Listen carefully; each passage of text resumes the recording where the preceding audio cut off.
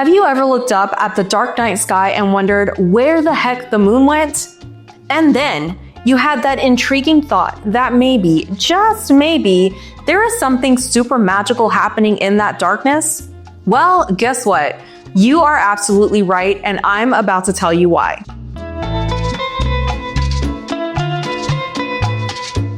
Happiest day, beautiful soul. Welcome back to The Media Matters, the podcast where darkness glows and mystery flows. We're the coven of the curious, if you will. I'm your host, Chantel, and today we are officially official because we're on YouTube, baby. This is our very first video podcast episode ever, and I am 100 out of 10 excited. Look, if you want to connect even more with me and stare into my eyes whilst I stare into yours, then come be part of the YouTube family. Go ahead and click that subscribe button, and if you're listening, just click the link in our show notes to be part of the fam. Today we're talking about that magical reset button in the sky, the new moon. You know, that time when the moon goes into stealth mode and seems to disappear? Turns out that's not just an astronomical thing. It is a spiritual powerhouse moment that we can all absolutely tap into. And the best part, you don't need a PhD in witchcraft or a house full of crystals to make it work for you. So grab your cozies, sip your tea, and let's vibe with the new moon energy, shall we?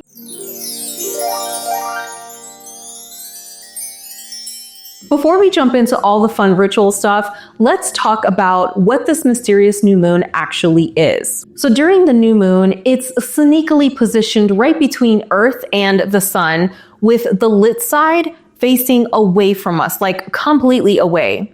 That's why we look up and think, who stole the moon? Listen, it's there. It's just being super shy.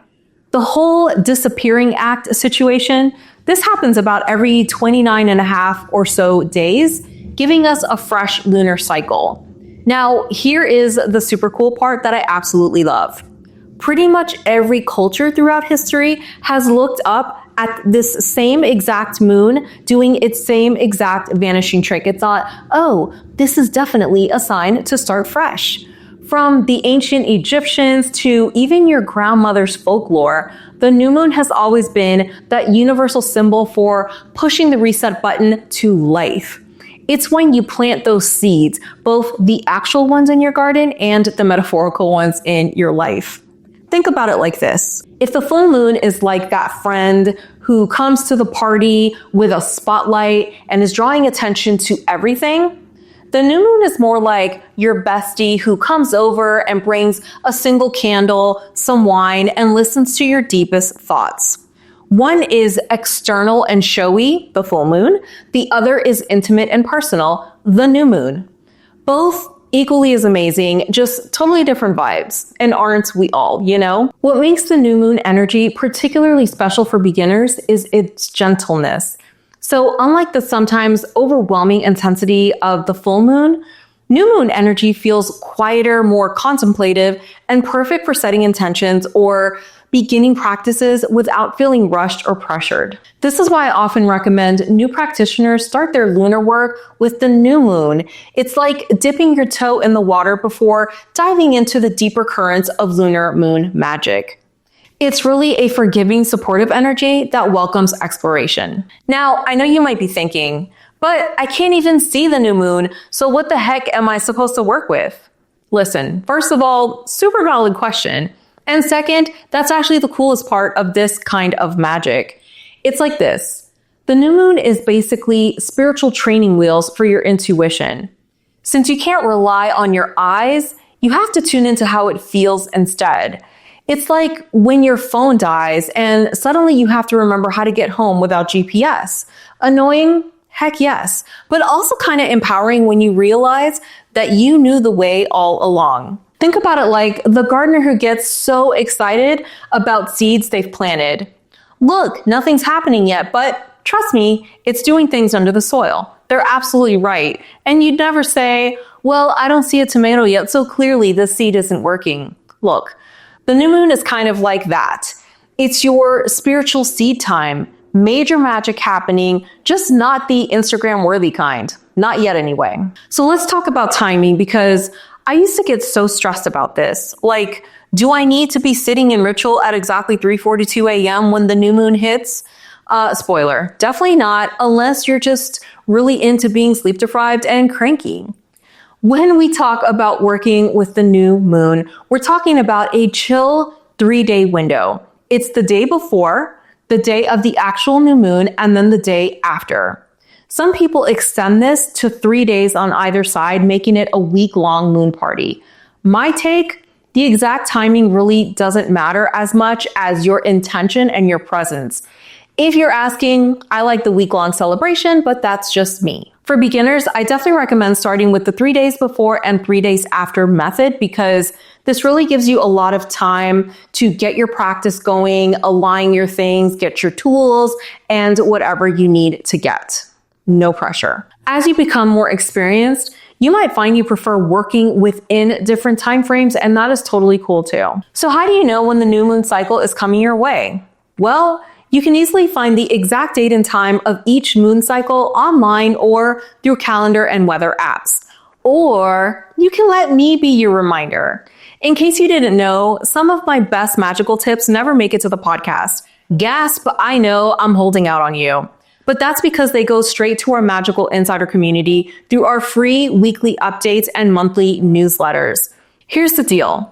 When you join our mystical mailing list, you'll get weekly magical tips, a monthly newsletter, exclusive announcements, special discounts, early access to some special projects I'm working on, and my favorite answer to all of those supernatural curiosities you're too embarrassed to ask in public, but super happy to bring to me. And listen, I love it. I live for it. I am here for you. Joining is so super easy and completely free. Just visit themediummatters.com/newsletter or click the link in our show notes and join today. Listen, we never share your information with anyone else because that would be some seriously bad karma and nobody needs that. Consider this your formal invitation to join our magical community beyond just listening or watching now because we're on YouTube. I seriously cannot wait to connect with you in your inbox and help bring even more everyday magic into your life. Now then, we were talking about timing and the new moon. So keep this in mind. When you're trying to figure out timing, you don't need a split-second precision here. The energy builds and fades gradually, more like a wave versus like flipping a light switch on and off, right? Like a lot of magical work, moon magic isn't about following someone else's rule book.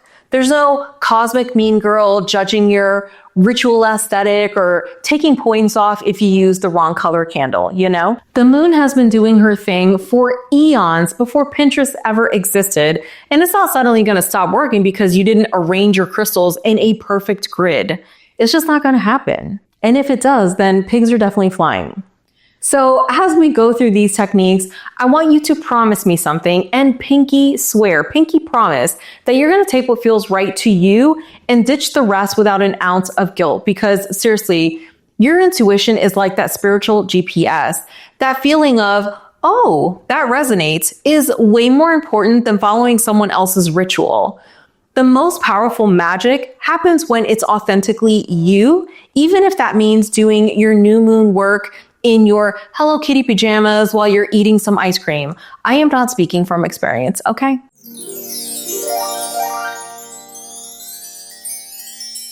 So now that we understand what the new moon is, let's talk about some specific energetic properties associated with this phase and how they can support different aspects of your life. Think of this as getting to know the personality and gifts of the new moon.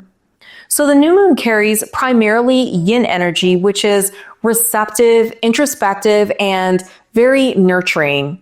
This makes the new moon cycle ideal for a few things. First, setting intentions. The new moon provides the most fertile ground for planting the seeds of what you want to grow or develop in your life. These intentions can be related to any area like personal development, relationships, career, spiritual growth, or creative projects, and more, and more. The sky's the limit. The second thing is beginning new projects or habits. If you want to start a meditation practice, launch a business, or commit to a creative pursuit, listen, the new moon supports these fresh starts with the most gentle momentum. Third is self-reflection and shadow work. The darkness of the new moon creates the perfect container for looking inward, examining patterns that no longer serve you, and understanding aspects of yourself that usually remain hidden. Fourth is rest and rejuvenation. So just as nature uses darkness for renewal, the new moon invites us to slow down, recharge, and honor our need for rest before beginning new cycles of activity. And fifth is connecting with your intuition, which isn't that why we're here? When external light diminishes, our inner light and wisdom often becomes more accessible. What really makes these properties so beginner-friendly is their alignment with natural human processes. You don't need special abilities to set intentions or reflect on your life.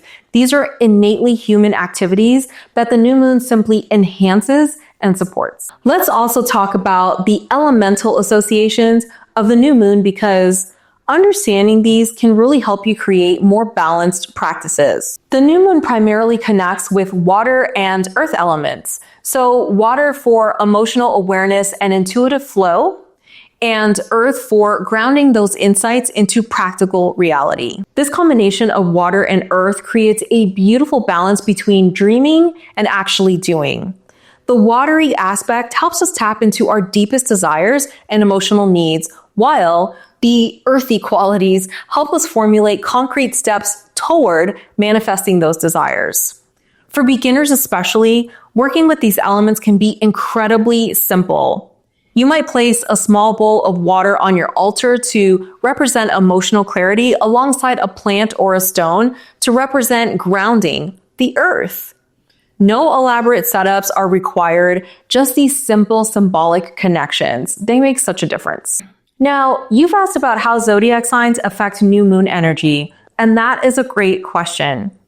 So each new moon occurs in a particular zodiac sign, which flavors its energy with specific qualities. For example, a new moon in Aries might amplify themes of initiation and courage, while a new moon in Cancer might emphasize emotional nurturing and home foundations.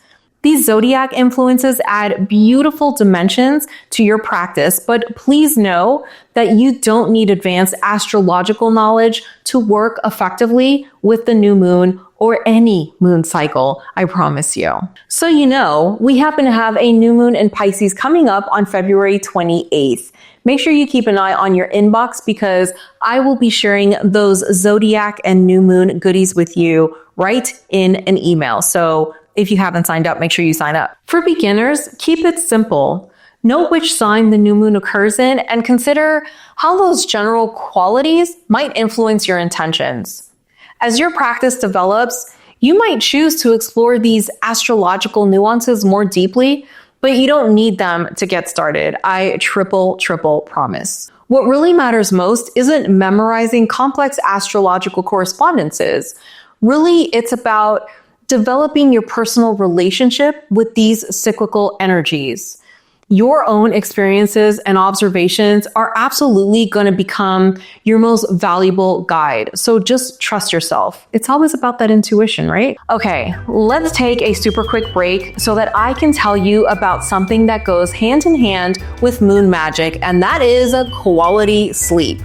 Because let's be honest, it is pretty hard to connect with your intuition when you're running on fumes. When you're sleep deprived, you've only had 3 hours of sleep. Do you know what I mean? That's why I am absolutely obsessed with the Better Sleep app. So picture it. You've just finished your new moon intention setting ritual, your crystals are charged, your journal entries are all done, everything's complete, and now you need to actually rest so that cosmic energy, it can do its thing while you recharge in your bed, in your Hello Kitty pajamas. This is where Better Sleep comes in. They have these amazing sleep meditations and stories, and yes, they actually have some moon-themed options that you can choose from. I literally fall asleep to their magic every single night and wake up feeling like I had the most beautiful spiritual spa day. What I love most is that they get that sleep isn't just about quantity, it's about quality. Their sleep stories, their gentle background sounds, and guided breathing exercises are like having a sleep coach right in your room, but not in a creepy way, because that'd be weird. Whether you're trying to calm an overactive mind after ritual work, need help establishing a consistent sleep routine that really aligns with the moon cycles, or just sleeping as a human, or you want to wake up feeling magical instead of murderous, Better Sleep has got you covered. As my magical friend, you can try Better Sleep free for 30 days by clicking the link in our show notes. That is a whole lunar cycle of better sleep from me to you. And trust me, your practice, your energy work, and your morning self will thank you. Now, back to the show.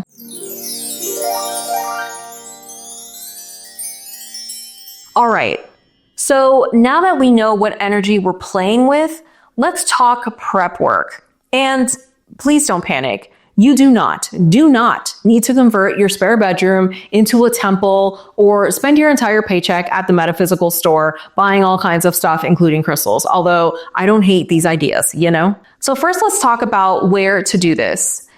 Your magical workspace can literally be your kitchen table. It could be the edge of your bed. It could be the one corner at the park where no one goes, but it's full of butterflies just hanging out.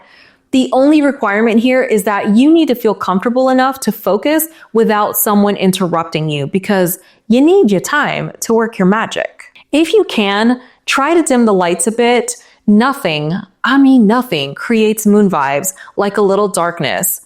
This could mean actual candles if you're feeling fancy, or just turning off the overhead light and using a lamp instead. The reason this works so well with a new moon ritual is because this gentle darkness actually helps your brain shift gears and turn inward. It's like how you don't want bright lights when you're trying to have like a deep heart-to-heart conversation, or you're trying to watch a scary movie. A little like that. Same principle, same thing. For a simple altar or focal point, you could consider some basic elements like a simple candle to represent illuminating your path forward, which is so beautiful. You could have a small bowl of water for emotional clarity and intuitive flow, something from nature like a plant, a crystal, or a stone, and this would represent grounding. You could also have paper, a pen, something to write your intentions, and any personal items that represent new beginnings to you.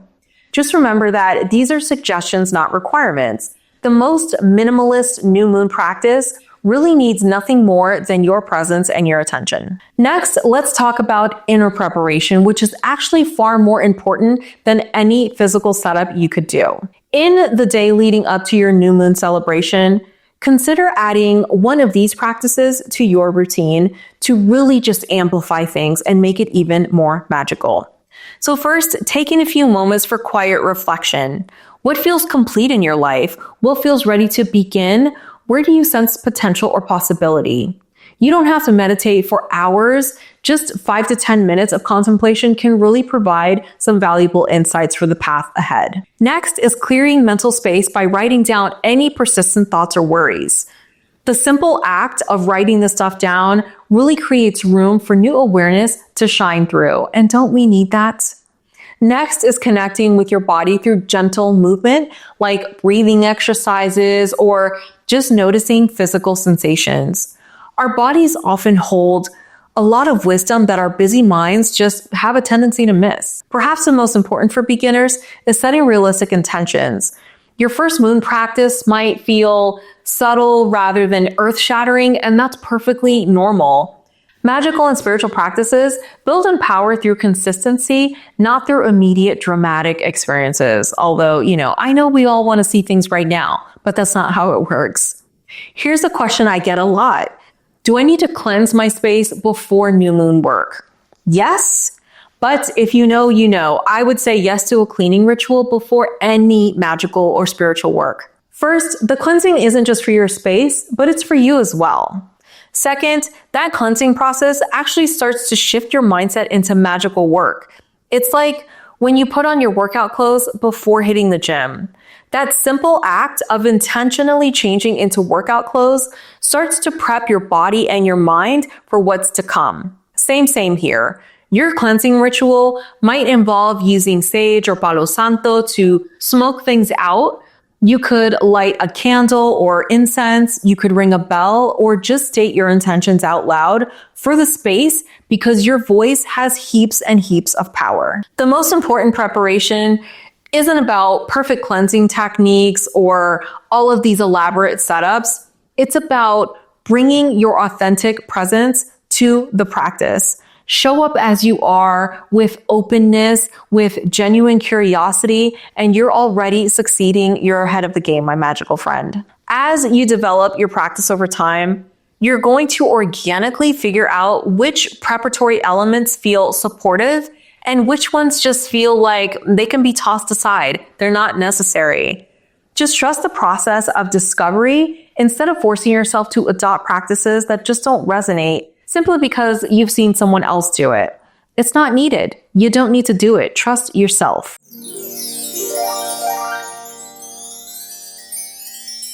So I'm going to need a drum roll here because it is officially time for the good stuff. Let's talk actual rituals. These are totally mix and match, customized to your life practices, so no worries.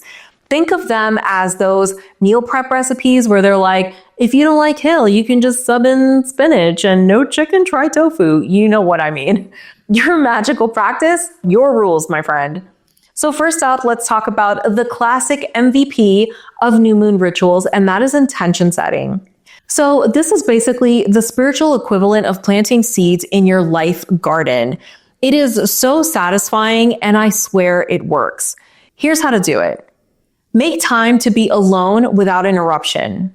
Next, think about lighting a candle if you have one. If you don't have a candle, you can definitely use a dim light, just something to set the mood, right? You don't need light shining in your eyes. Next up, take a few deep breaths, really breathing into your body so your lungs and your stomach expand. Next, think about what you really want to grow in your life. Not what someone else wants for you, but what you truly desire. Next, write down these wishes, but here's the magical trick. Write them like they've already happened. So instead of writing something like, I want to be confident, write, confidence flows through me naturally. Do you see the difference there? Next up, you're going to read your intentions out loud and really feel them as you say them, like you're already living them. Say thank you to the universe, to the goddess or goddesses, your higher self, because gratitude is like spiritual fertilizer. The last thing you're going to do is you're going to stick that paper somewhere where you'll see it all the time. Your bathroom mirror, your planner, whatever. Take a picture on your phone and look at it. Just make sure that you look at it throughout the month. It is so important. What really makes this beginner friendly is that it's basically just focused journaling with a little side of magical timing. You don't need any special tools, just your thoughts and something to write on. What makes this practice so powerful is its simplicity and flexibility. Your intentions might range from practical goals like establishing a new morning routine to deeper aspirations like creating more self-compassion. The format remains exactly the same while the content adapts to your current needs. Another accessible new moon practice is the release ritual. So while the new moon is primarily associated with beginnings, we often need to create space for the new by releasing what no longer serves us. For this simple practice, you're going to identify something that you're ready to release. This could be a habit, a belief, a relationship pattern, or expectation. The next thing you're going to do is write it down on a piece of paper. You're going to reflect on what this release will make room for in your life. Next, you're going to safely burn this paper in something that's fireproof, like please be safe. Tear it into tiny pieces if you don't want to start a fire, or you can dissolve it in water. Then you're going to speak words of completion and gratitude for what you've learned. Lastly, visualize new possibilities filling that space that you have created. This ritual really acknowledges that beginnings and endings are intrinsically connected. We often need to close one door before another one opens. For beginners especially, This balanced approach really helps to create sustainable change instead of just adding more to your plate, because no one needs that and it can really become overwhelming. If you're drawn to more meditative practices, new moon visualizations offer a wonderful, incredible, beautiful way to work with subtle energies. For this, you can try this simple visualization. First, you're going to want to sit or lie down comfortably in a dimly lit space.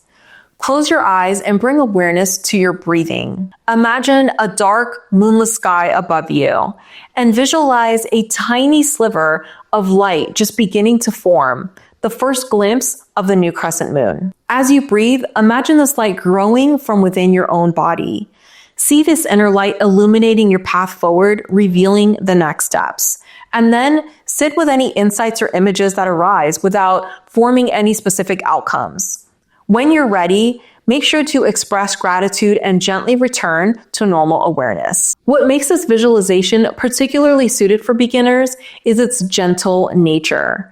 There's absolutely no pressure to see anything dramatic. Even a sense of growing possibility or subtle awareness counts as a successful practice, I promise you. If you prefer to connect through physical movement, a new moon walking meditation is a fantastic way to go because this really embodies new beginnings.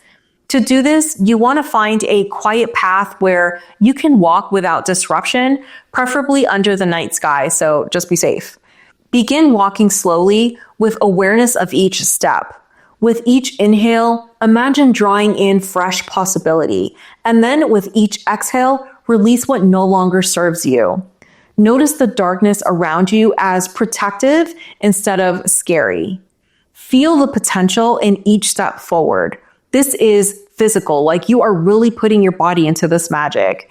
When you reach your endpoint, pause to acknowledge this symbolic journey. What's really beautiful about this practice is its accessibility. Pretty much everyone can participate in some form of mindful movement and connecting with actual darkness. Under the night sky, in a dim room, wherever. But this really creates a powerful sensory experience of new moon energy. Lastly, let me share what might be the most beginner-friendly practice of all, and that is the new moon bath ritual. For this, you're going to run a comfortable bath and add 1 to 2 cups of Epsom salt, some essential oils, some herbs, whatever floats your bubbles, Go ahead and dim the lights or use candles to create a beautiful soft darkness. As you soak in your comfortable tub, imagine releasing tension and old energy. Visualize yourself emerging renewed like the moon will emerge from the darkness. And when you're finished, drain the water with intention of letting go. When you're all done with this, make sure that you moisturize your body as a symbol of self-nurturing. If you don't have a bathtub, then a shower visualization works perfectly too. Just imagine the water carrying away the old and preparing you for new beginnings. I know we've talked about this in other episodes, but I love a shower visualization situation. So what makes these practices so beginner-friendly is their integration into normal, everyday life activities. There's no special equipment, no elaborate preparations, just bringing consciousness and awareness and intention to everyday moments. Remember that consistency matters more than complexity. A simple practice done regularly is going to yield far greater results than an elaborate ritual that you do maybe once and abandon. Remember to start where you are, use what you have, and trust the process of gradual unfolding.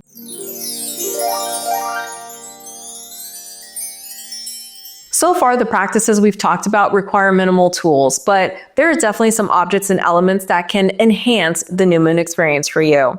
So let's talk about some beginner-friendly tools and how to work with them effectively. If you know, crystals are probably the most popular magical tools, and there are quite a few varieties that align beautifully with new moon energy. If you're new to crystal work, just consider starting with 1 or 2 of the crystals that I'm going to mention. There are a lot more, I promise you.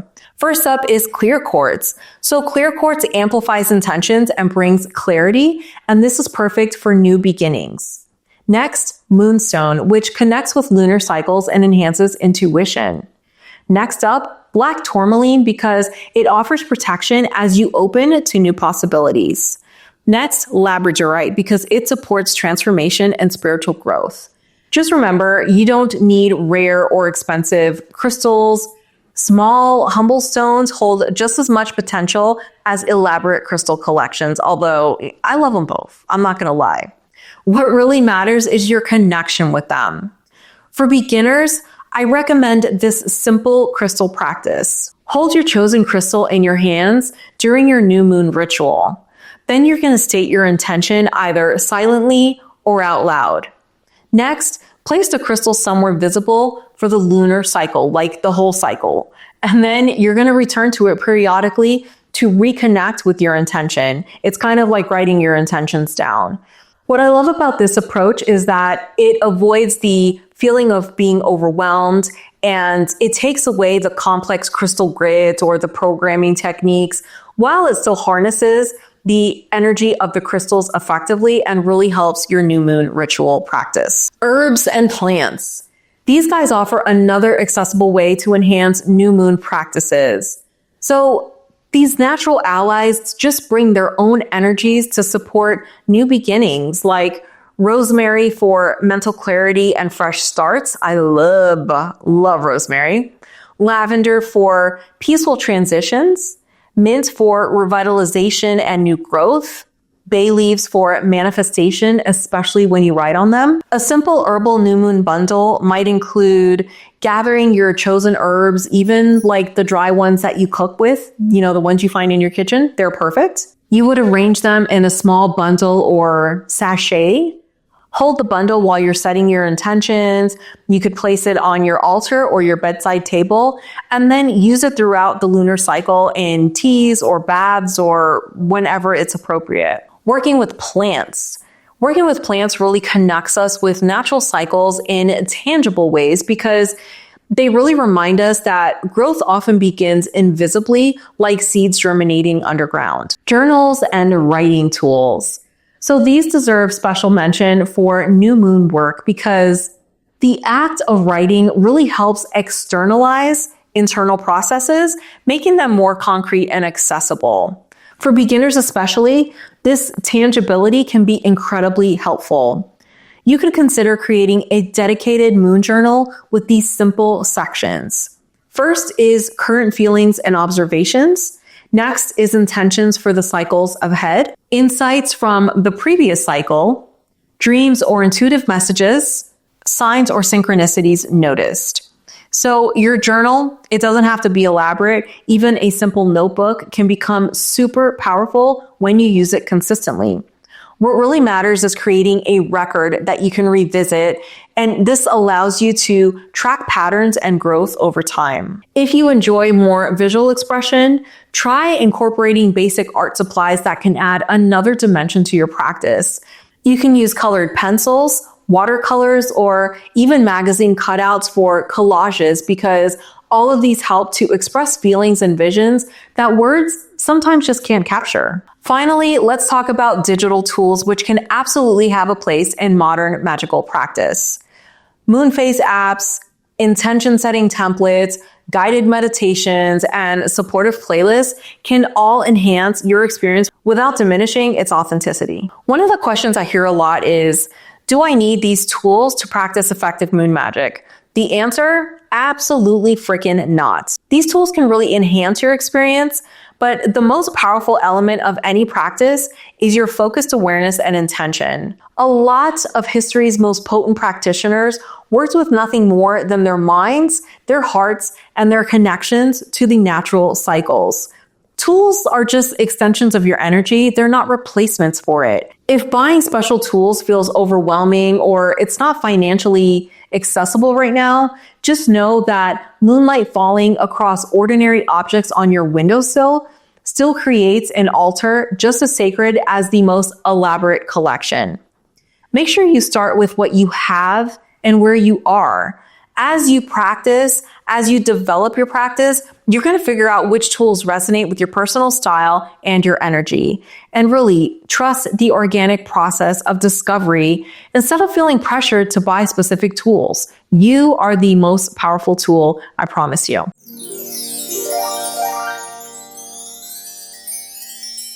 With all of that under our belts, let's talk about some of the common challenges beginners face with new moon practices and offer some gentle solutions.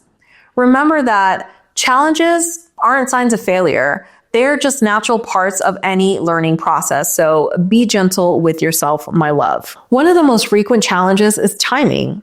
A lot of people worry that they've missed the new moon if they can't practice at the exact moment of the astronomical new moon. Here's the solution. The new moon energy extends approximately 3 days before and 3 days after the exact time. Work within that window and you are good to go. And listen, here's the biggest tip I can give you. If you miss a new moon completely, then you're obviously in heaps of trouble and the sky will fall. Or you could just wait until the next cycle because it's going to happen again in about 29 and a half days. No harm, no foul. Another common challenge is inconsistent results. You might set intentions during one new moon and see immediate manifestation. And then you try the same approach next month and there are no visible signs, no visible outcome. And that can be a little discouraging and frustrating. But here's the deal. There are a lot of factors that influence manifestation, like timing, alignment with your higher good, and necessary preparation. Some seeds sprout super fast, and some seeds need longer germination periods. Just trust the process. Another thing I hear is that a lot of people struggle with focus during new moon practices. And I get it. Your mind wanders, external distractions interrupt, or you just feel disconnected from the experience. All of that is completely normal. So instead of seeing all of this as a failure, just recognize it as part of the natural mental patterns. When distractions happen, just gently return to your intention without judging yourself. Consider using anchors like your breath awareness or physical objects to help maintain focus.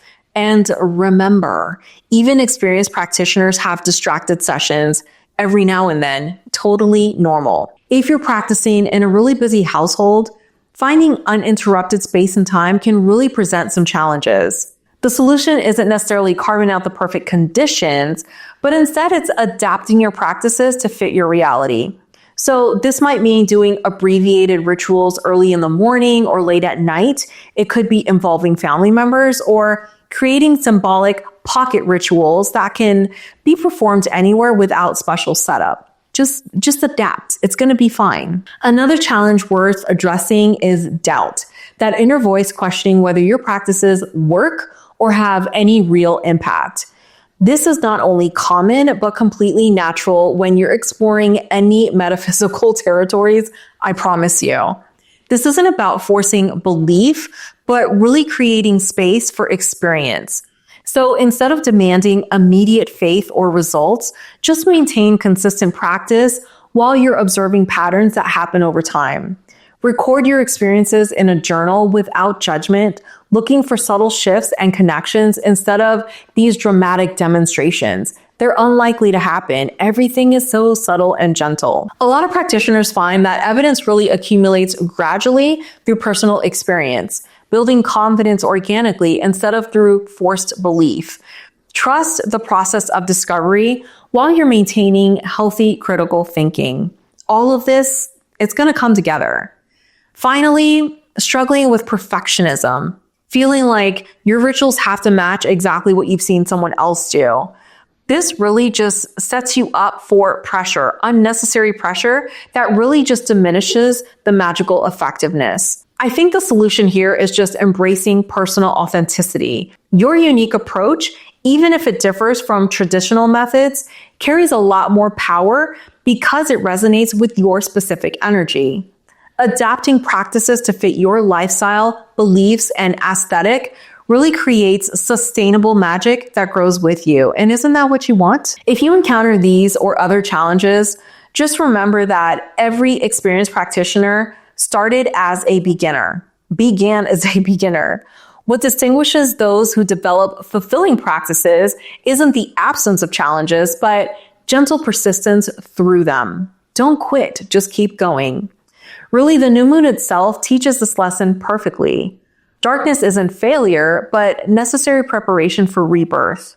Each challenge really offers refinement when approached with patience and self-compassion.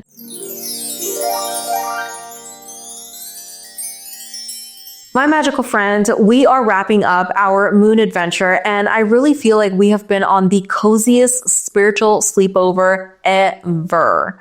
So before we say goodbye, I want to leave you with some heart-to-heart real talk about your personal moon journey. First, can we all agree that consistency beats complexity every single time? It's like working out. 5 minutes daily sure as heck beats 2 hours once a month. A super simple, hey moon, what's up practice that you actually do regularly is going to transform your life way more than some elaborate 3-hour ritual that you attempt once or twice a year when Mercury isn't in retrograde. My best advice is to start where you are, even if that means drawing a moon on your hand with a pen. Just something to remind yourself that it's new moon day. Second, trust those little tingles of excitement that you get. You know how your body instantly knows when you found the perfect pair of jeans? Your spiritual self works exactly the same way. While I've shared a bunch of practices today, you probably felt some that made your heart go, oh, while others made you think, meh. Follow those oh moments, those oh feelings. Third, track your journey. I cannot tell you how many times I have gone back through old journals and been like, oh, whoa, that intention actually happened. Or, I always get a little emotional or cranky during Scorpio moons. You can use a fancy journal, the notes app on your phone, voice memos, or even take selfies with little captions about how you're feeling. Future you is going to be so amazed at the patterns and the growth that you are going to discover, I promise. Fourth, find your magical peeps. Whether that's joining an online group, taking a local workshop, or just having coffee with that one friend who doesn't look at you weird when you talk about energy, it makes a difference. And you always have the Coven for the Curious right here at The Medium Matters. Don't forget, we have a loving, special family. Lastly, remember that this isn't some trendy new practice you're trying to adopt. Your ancestors, regardless of where they came from, they looked up at the very same moon and felt its rhythms in their freaking bones. How cool is that? When you work with moon energy, you're not learning something foreign. You're really remembering something in your DNA, something that your body, your soul has known forever. It's like your body already speaks moon language and you're just remembering the vocabulary. If you enjoyed this episode, and I really hope that you did, please make sure that you follow for more and share it with the ones you like and love, because sharing is caring. Subscribe to the podcast on YouTube, Apple, Spotify, or wherever you enjoy your podcast for new episodes every single Friday, and join our growing Coven for the Curious. Send us your spooky stories and questions on Instagram, Facebook, or via email at hello@themediummatters.com. And make sure to click the links in our show notes to join our magical insider community, read our companion blog post, hang with us on Instagram, download your free printable dream journal template, grab your 30-day free trial for better sleep, and so much more. Until next time, this is Chantel with The Medium Matters, reminding you that the supernatural doesn't need to be scary or complicated. Like the new moon itself, it often works most powerfully through gentle, natural processes that unfold in their own perfect, beautiful timing.